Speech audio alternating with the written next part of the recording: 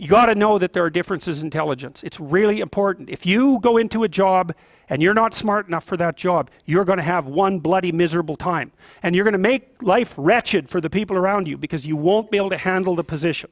And as you climb hierarchies of competence, the demand on fluid intelligence increases.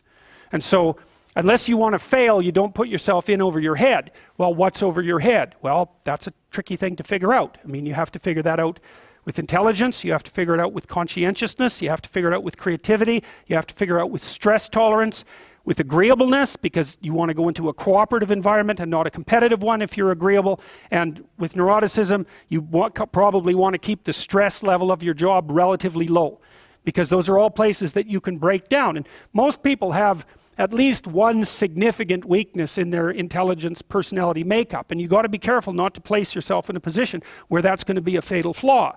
But what you really want to do, as far as I can tell, if you want to maximize your chances for both success and let's say well-being, is you want to find a strata of occupation in which you would have an intelligence that would put you in the upper quartile. That's perfect. Then you're a big fish in a small pond. And you don't want to be the stupidest guy in the room. It's a bloody rough place to be.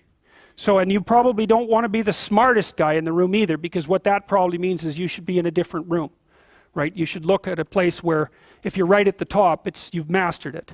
It's time to go somewhere where you're a little lower so that you've got something to climb up for.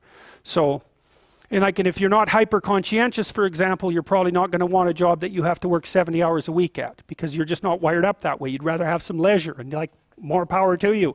If that's how you're wired up, there's nothing wrong with having some leisure.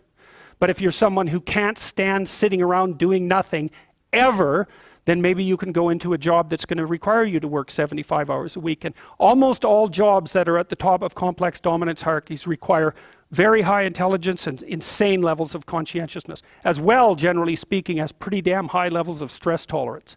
You know, because that can knock you out too, because there's going to be sharp fluctuations in your career, generally speaking, at the higher levels of a structure, and you have to make very complicated decisions, often with very short time horizons. So you have to decide if that's what you want.